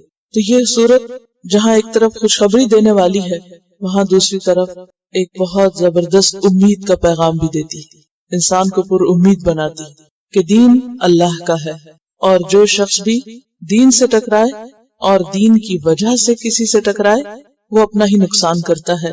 اللہ کا دین ہمیشہ غالب ہو کر رہتا ہے. کلالت ایک فقہی اصطلاح ہے جس میں ایسا شخص جس کے وارث نہ ہو اور جس کے نہ والدین میں سے نہ اولاد میں سے، لیکن اکثر جو ہے یہ منفی معنوں میں استعمال. کلالہ جو ہے وہ ایک مثبت ٹرم ہے، یعنی کوئی بھی شخص کلالہ ہو سکتا ہے کہ جس کی اولاد نہ ہو، جس کے وارث نہ ہو اوپر نیچے سے. لیکن اکثر جو ہے یہ تو جڑ کٹا اور بے نام اور مٹا دیا جانے والا، یعنی دشمن کے لیے لفظ آتا ہے، جبکہ کلالہ کا لفظ جو ہے وہ عام اصطلاح ہے. اور یہ حقیقت ہے کہ آپ کا دشمن ابو لہب تھا، بہت بڑا. ابو لہب کو کوئی نام و نشان نہ رہا، حتیٰ کہ جب وہ مرا تو اس کی اولاد اسے آگے دفن کرنے کے لیے آگے نہیں بڑھی. حبشیوں نے اس کو دھکیل کے گڑھے میں پھینک دیا اور اوپر سے پتھر پھینک دیے. تو بات یہ ہے کہ ابو جہل کا مشن ناکام ہوا جو آپ کی مخالفت مبنی تھا.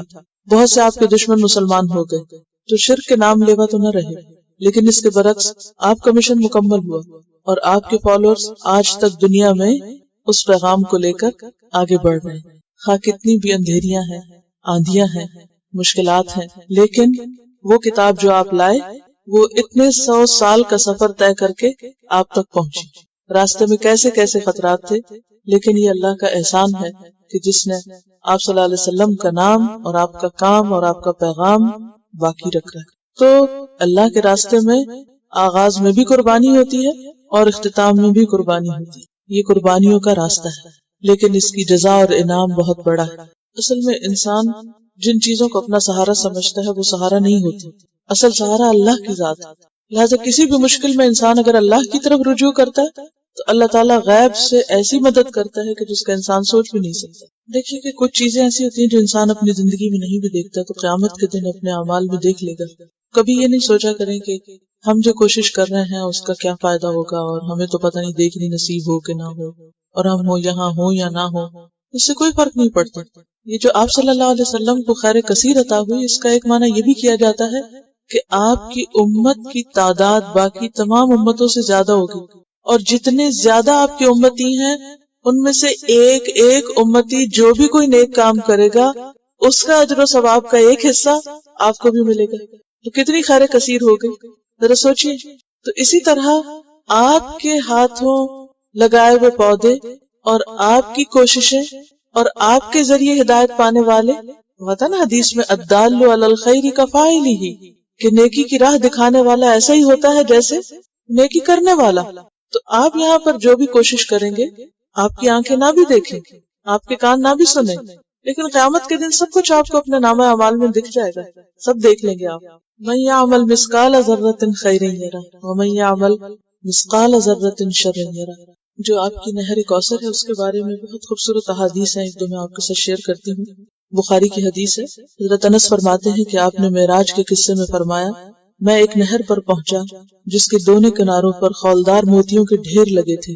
میں نے جبریل سے پوچھا یہ نہر کیسی ہے؟ اس نے جواب دیا یہ کوثر، یعنی آپ کو معراج کے موقع پر کوثر دکھائی بھی گئی. ابو عبیدہ نے سیدہ عائشہ رضی اللہ تعالیٰ عنہا سے پوچھا کہ کوثر سے کیا مراد ہے؟ انہوں نے کہا کوثر سے ہر وہ بھلائی مراد ہے جو اللہ نے آپ کو عطا کی. اور پھر حوض کوثر، فرمایا کہ جس دن سب لوگ پیاس سے انتہائی بے تاب ہوں گے، ہر شخص العطش العطش پکار رہا ہوگا، یعنی پیاس پیاس کہہ رہا ہوگا. آپ صلی اللہ علیہ وسلم اس حوض پر بیٹھ کر اہل ایمان کو پانی پلائیں گے، اور جس خوش قسمت کو اس کا پانی میسر آئے گا وہ قیامت کا سارا عرصہ پھر پیاسا نہ ہوگا. اور اس سلسلے میں اتنی زیادہ حدیث ہیں جو تواتر کے درجے کو پہنچتی ہیں. متواتر حدیث تو معلوم ہے نا آپ کو، جس کو بہت زیادہ. Quran vocabulary 100%. The best application to understand Quran. Study with flashcards. Word list. Learn 25% of Quran vocabulary in 7 days. Multiple MCQs to practice and test vocabulary. Single choice. Multiple choice. True false. Bookmark difficult words. Study wrongly answer words. Test your skills. 12 essential grammar lessons at Learn Quranic Grammar. You can select number of word to study from bookmarks. Select number of times wrongly answered words for study. Test your skills with multiple choice flashcard true false matching words and single choice MCQs. Grammar lessons are available in PDF format. Native Quranic and Urdu fonts. Available at Google Play and Apple App Stores. Download it today to contribute in the Islamic Apps Development Project. Quran vocabulary 100% in Urdu. Visit smartappsweb.com. اللہ رب العزت دیکھتا ہے، سنتا ہے، وہ یہ طاقت رکھتا ہے کہ جو چاہے کرے، اور جب جس وقت جس کو جس چیز سے چاہے نواز دے. اس لیے اگر ہمارا یہ یقین ہے کہ ہمارا رب ایسا ہی ہے، تو اس چیز سے ہمارے اندر دعا کا جذبہ اور زیادہ پیدا ہوگا۔ جتنا جتنا انسان کو اللہ سبحانہ وتعالیٰ کی معرفت حاصل ہوتی چلی جاتی ہے تو فطری طور پر، قدرتی طور پر اس کے اندر یہ جذبہ پیدا ہوتا جاتا ہے کہ وہ اپنی ہر ضرورت کے لیے، چھوٹی ضرورت کے لیے بھی اور بڑی ضرورت کے لیے بھی اپنے اسی رب کو پکارے اور اس سے دنیا اور آخرت کی سعادتیں اور بھلائیاں مانگ لے، وہ اسی کو اپنا کارساز بنا لے، اسی کو اپنا مددگار سمجھے۔ اس لیے دعا کرتے رہنا چاہیے۔ دعا کا نہ کوئی خاص وقت مقرر ہے کہ اس وقت کا آپ انتظار کریں تو دعا کر سکتے ہیں، نہیں، آپ ہر وقت دعا کر سکتے ہیں، اور نہ ہی اس کے لیے کوئی خاص قسم کا عمل کرنے کی ضرورت ہے کہ وہ عمل کریں گے تو ہی دعا کر سکتے ہیں، نہیں، اور نہ ہی اس کے لیے کسی زبان کی پابندی ہے کہ صرف آپ عربی میں ہی دعا کر سکتے ہیں۔ آپ اردو میں، اپنی مدر ٹنگ میں، کسی بھی زبان میں آپ دعا کر سکتے ہیں۔ وہ دعا اللہ تعالیٰ تک پہنچتی ہے، وہ دعا کو سنتا ہے اور اپنی حکمت کے مطابق اس کی قبولیت کا فیصلہ کرتا ہے کہ کیا بندے کو یہی چیز دے دی جائے جو وہ مانگ رہا ہے، یا اس سے بہتر کوئی چیز دی جائے، یا پھر اس سے کوئی بلا ٹالی جائے، یا اس کے لیے آخرت میں ذخیرہ کر لیا جائے، کیونکہ اس کے باقی اعمال اتنے نہیں ہیں کہ جن کی بنا پر یہ وہاں نجات پا سکے گا، تو اسے دنیا میں اس کی من پسند چیزیں دینے کی بجائے اس کے لیے آخرت میں اعمال کا ذخیرہ کر دیا جائے تاکہ اس کی آخرت میں نجات ہو سکے۔ لہذا ہم سب کو دعا کرتے رہنا چاہیے۔ دعا عظیم عبادت، شرف والی عبادت، وہ عبادت جس کو اللہ تعالیٰ پسند کرتا ہے، وہ عبادت کہ جسے چھوڑ دیا جائے تو اللہ تعالیٰ ناراض ہوتا ہے۔ دعا توحید کی بنیاد ہے، یہ ہمیں اپنے رب سے قریب کر دیتی ہے، اس سے ہماری مشکلات آسان ہوتی ہیں، تکلیفیں دور ہوتی ہیں، ہمیں برکتیں حاصل ہوتی ہیں۔ لہذا جو مشکلات سے نکلنا چاہتا ہے وہ دعا کو اپنے لیے لازم کر لے، کیونکہ اللہ تعالیٰ ہی پریشانیوں کو دور کرتا ہے۔ امن یجیب المضطر اذا دعاہ ویکشف السوء، بھلا کون ہے جو لاچار کی فریاد رسی کرتا ہے جب وہ اسے پکارتا ہے اور اس کی تکلیف کو دور کر دیتا ہے۔ تو جو شخص بھی مشکلات سے، پریشانیوں سے نجات چاہتا ہے اس کے لیے ضروری ہے کہ وہ دعا کو لازم کر لے، کیونکہ اللہ تعالیٰ ہی پریشانیاں دور کرتا ہے۔ اللہ تعالیٰ کے علاوہ کوئی نہیں جو پریشانی دور کر سکے۔ وقتی طور پر کوئی آپ کو دلاسا دے دے گا، کوئی آپ کی ہمت افزائی کر دے گا، کوئی آپ کا دکھ بانٹ دے گا، لیکن آپ کی مشکل صرف اور صرف اللہ تعالیٰ ہی حل کر سکتا ہے۔ وَإِن يَمْسَسْكَ اللَّهُ بِضُرٍّ فَلَا كَاشِفَ لَهُ إِلَّا هُوَ وَإِن يَمْسَسْكَ بِخَيْرٍ فَهُوَ عَلَى كُلِّ شَيْءٍ قَدِيرٌ، اگر اللہ تجھے کوئی تکلیف پہنچائے تو اس کے سوا اسے کوئی دور کرنے والا نہیں، اور اگر وہ تجھے کوئی بھلائی پہنچائے تو وہ ہر چیز پر پوری طرح قادر ہے۔ ہم دیکھتے ہیں کہ عام طور پر لوگ مشکل وقت میں اللہ تعالیٰ کے سوا سب کو بھول جاتے ہیں، آخر میں انسان صرف اللہ ہی کو یاد کرتا ہے، اور یہ صرف مسلمان کے ساتھ ہی نہیں، نان مسلمز کے ساتھ، شرک کرنے والوں کے ساتھ، الحاد کا رستہ اختیار کرنے والوں کے ساتھ بھی یہی معاملہ ہے۔ اور اس میں ہم دیکھتے ہیں کہ ایک مرتبہ جب اکرمہ بن ابی جہل نبی صلی اللہ علیہ وسلم سے بھاگ کر کشتی پر سوار ہو گئے، مکہ سے بھاگ گئے اور پھر جزیرۃ العرب چھوڑنا چاہا، اور جس کشتی پر بیٹھے وہ سمندر کے بیچ میں جا کر ڈوبنے لگی، تو کشتی کے مالکوں نے کہا کہ لوگوں اخلاص کے ساتھ دعا کرو۔ اخلاص کا مطلب یہ ہے کہ بتوں کو بھول جاؤ اور صرف اللہ سے دعا کرو، اس لیے کہ اس کے ڈوبنے کو صرف اللہ ہی بچا سکتا ہے۔ تو اس وقت چونک اٹھے کہ اسی چیز کی دعوت تو ہمیں محمد صلی اللہ علیہ وسلم دے رہے ہیں۔ اس وقت انہوں نے عہد کیا کہ اگر آج اے رب تو مجھے بچا لے گا تو پہلا کام میں یہ کروں گا کہ میں محمد صلی اللہ علیہ وسلم کے ہاتھ میں اپنا ہاتھ دے دوں گا، میں اسلام قبول کر لوں گا۔ اور پھر آپ جانتے ہیں کہ اکرمہ بن ابی جہل نے کس اخلاص کے ساتھ اسلام قبول کیا، تو دعا کی قبولیت ہی ان کے اسلام کا ایک ذریعہ بنی۔ اور دعا کرنے کی 3 صورتیں ہیں۔ ایک تو یہ کہ اللہ تعالیٰ کی توحید بیان کرنا، جس میں انسان کہتا ہے یا اللہ لا الہ الا اللہ لا الہ الا انت سبحانک انی کنت من الظالمین، یہ دعا کا ایک طریقہ ہے۔ یہاں آپ صرف اللہ تعالیٰ کی توحید بیان کر رہے ہیں، اپنی کوتاہیوں کا اعتراف کر رہے ہیں۔ پھر اسی طرح آپ کہتے ہیں ربنا، اے ہمارے رب، یہاں بھی آپ اپنے رب کو رب کہہ کے پکار رہے ہیں، گویا اللہ تعالیٰ کی تعریف کر رہے ہیں۔ اور پھر دوسرا طریقہ یہ ہے کہ اللہ تعالیٰ سے انسان صرف بخشش کا سوال کرتا رہے اور رحمت کا سوال کرتا رہے، جیسے استغفر اللہ استغفر اللہ استغفر اللہ، کیونکہ اگر آپ کی بخشش ہو گئی تو آپ کے راستے میں جتنی بھی مشکلات ہیں وہ خود بخود حل ہونا شروع ہو جائیں گی. یعنی آپ کو اس وقت کہنے کی ضرورت نہیں ہوگی کہ یار اب مجھے یہ چاہیے مجھے وہ چاہیے، آپ صرف یہ کہتے ہیں کہ اللہ وہ گناہ جو میرے اور تیرے بیچ میں حائل ہو گئے ہیں، جو تیری رحمت تک مجھے پہنچنے نہیں دے رہے، یا رب تو ان کو دور کر دے، تو مجھے معاف کر دے. اور یہ چیز انسان کی مشکلات دور کرنے کا ذریعہ بن جاتی ہے اور اس کی حاجات پوری ہونے کا ذریعہ بن جاتی ہے، جو بھی اس کی زندگی میں کوئی حاجت اور ضرورت ہوتی ہے. اسی طرح کبھی آپ اللہ سے صرف رحمت کا سوال کر رہے ہوتے ہیں، یا حی یا قیوم برحمتک استغیث، صرف رحمت مانگ رہے ہوتے ہیں، کیونکہ اگر اللہ سبحانہ وتعالیٰ کی رحمت آ جائے تو ساری مشکلات ہی آسان ہو جائیں، پھر تو کوئی غم ہی نہ رہے، کوئی پریشانی ہی نہ رہے. اور تیسرا طریقہ ہے کہ انسان اللہ تعالیٰ سے اپنی دنیاوی حاجات مانگے یا آخرت کی ضروریات مانگے، جیسے اے اللہ مجھے مال دے، اے اللہ مجھے اولاد دے، اے اللہ مجھے گھر دے، اے اللہ مجھے گاڑی دے. اور صحابہ اتنی چھوٹی چھوٹی چیزیں بھی مانگتے تھے، جیسے جوتی کا تسمہ اگر ٹوٹ گیا تو بھی اللہ سے مانگتے تھے. چھوٹی سے چھوٹی ضرورت سے لے کے بڑی سے بڑی ضرورت تک براہ راست اللہ تعالیٰ سے مانگی جا سکتی، اور اس میں کوئی عیب کی بات نہیں، کوئی گناہ کی بات نہیں. وہ آپ کا رب ہے، وہ سب سے زیادہ آپ کا خیر خواہ ہے، لہٰذا آپ اس سے نہیں مانگیں گے تو کس سے مانگیں گے؟ اور وہ جو سب کچھ دینے پہ قادر ہے اس سے نہیں مانگیں گے تو کس سے مانگیں گے؟ لہٰذا اس کو پکارتے رہنا چاہیے. تو نمبر 1 طریقہ صرف اللہ کی توحید بیان کرنا، اللہ کی تعریف کرتے رہنا. عرفہ کے دن کی سب سے بہترین دعا کیا ہے؟ لا الہ الا اللہ وحدہ لا شریک لہ لہ الملک ولہ الحمد وہو علی کل شیء قدیر. اس میں کیا مانگا آپ نے؟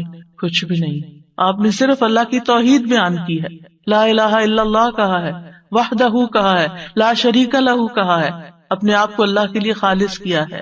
یہ دعا ہے. اور پھر دوسرا یہ کہ استغفار اور رحمت کی دعا. اور تیسرا کوئی بھی ضرورت جو ہو کسی بھی زبان میں، کسی بھی چیز کی، روحانی، جذباتی، مادی، دنیا کی، آخرت کی، کوئی بھی چیز وہ مانگتے چلے جائیں. ہم دیکھتے ہیں کہ انبیاء علیہم السلام اپنی حاجات اللہ تعالیٰ کے سامنے رکھتے تھے، مشکل وقت میں اللہ تعالیٰ کی طرف رجوع کیا کرتے تھے. کانوا اذا فزعوا الی الصلاۃ، یہ حدیث ہے مسند احمد کی، کہ انبیاء پر جب بھی کوئی پریشانی آتی تو وہ نماز کی طرف متوجہ ہو جاتے تھے، نماز پڑھنے لگتے تھے. اور کل ہم نے پڑھا تھا کہ دعا کی 2 بڑی قسمیں ہیں، دعائے عبادت اور دعائے مسئلہ. کہ عبادت بھی بذات خود دعا ہے، دعائے حال ہے، یعنی ہم ایسی حالت میں ہیں، ایسی عبادت میں ہیں کہ جو اللہ کی رحمت کو ہماری طرف متوجہ کر رہی ہے. انسان سب سے زیادہ اللہ کے قریب کہاں ہوتا ہے؟ سجدے کی حالت میں، اقرب الیہ. لہذا خوب وہاں دعا کرنی چاہیے. تو نماز بذات خود پریئر ہے، اس کو کہتے بھی پریئر ہے. صلاۃ کا معنی بھی دعا ہے، تو وہ تو دعا کا مجموعہ ہے. اسی لیے وَاسْتَعِینُوا بِالصَّبْرِ وَالصَّلَاةِ، جب انسان پر کوئی مشکل آئے تو فوراً نماز کی طرف جائے اور نماز پڑھ کر اللہ تعالیٰ سے دعا بھی کرے. اور بذات خود اگر نوافل پہ نوافل بھی پڑھ رہا ہے یا طویل قیام کر رہا ہے، طویل سجدہ کر رہا ہے، تو یہ بھی ایک طرح سے دعا یا عبادت ہی کی حالت میں ہے. انبیاء علیہ السلام کی دعائیں کیوں قبول ہوئی؟ ہم ایک کے بعد ایک پیغمبر کے بارے میں قرآن مجید میں پڑھتے ہیں اور ہر پیغمبر کی دعا کے بارے میں پڑھتے ہیں کہ وہ قبول ہو گئی. کیوں؟ انہم کانوا یسارعون فی الخیرات ویدعوننا رغبا ورہبا. 2 کام تھے ان کے. ایک تو یہ کہ وہ نیکی کے کاموں میں بہت جلدی کرتے تھے، یسارعون فی الخیرات. تو دعاؤں کی قبولیت کے لیے کیا ہے؟ نیکیوں میں جلدی کریں، نیکیوں میں دوڑ لگائیں، نیکیوں میں آگے بڑھیں. وَيَدْعُونَنَا رَغَبًا وَرَهَبًا، اور وہ ہمیں پکارتے تھے رغبت کے ساتھ بھی اور رہبت کے ساتھ بھی، امید کے ساتھ بھی اور خوف کے ساتھ بھی. تو انسان کو اپنے رب کو امید اور خوف دونوں طریقوں سے پکارنا چاہیے. تو ہم دیکھتے ہیں کہ آدم علیہ السلام پر جب پریشانی آئی، شیطان کے کہنے میں وہ آ گئے اور پھر انہوں نے دعا کی، ربنا ظلمنا انفسنا وَإِن لَّمْ تَغْفِرْ لَنَا وَتَرْحَمْنَا لَنَكُونَنَّ مِنَ الْخَاسِرِينَ، کہ اے ہمارے رب ہم نے اپنی جانوں پر ظلم کیا، اگر تو نے ہمیں نہ بخشا، ہم پر رحم نہ کیا تو ضرور ہم خسارہ پانے والوں میں سے ہو جائیں گے۔ تو کیا ہوا؟ اللہ تعالیٰ نے دعا قبول کی، فَتَلَقَّى آدَمُ مِن رَّبِّهِ كَلِمَاتٍ فتاب علیہ انہ هو التواب الرحیم۔ اللہ سبحانہ تعالیٰ نے آدم علیہ السلام کی توبہ قبول کر لی۔ نوح علیہ السلام کی قوم نے ان کے ساتھ بہت برا سلوک کیا۔ کذبت قبلہم قوم نوح فکذبوا عبدنا وقالوا مجنون وازدجر فدعا ربہ انی مغلوب فانتصر۔ ان سے پہلے قوم نوح نے بھی جھٹلایا تھا، بس انہوں نے ہمارے بندے کو جھٹلا دیا اور کہنے لگے یہ مجنون ہے، اور وہ بری طرح جھڑک دیا گیا۔ یعنی قوم کے اوباش قسم کے لوگ ان کے ساتھ ڈانٹ ڈپٹ بھی کرتے تھے، اور بعض روایات میں آتا ہے کہ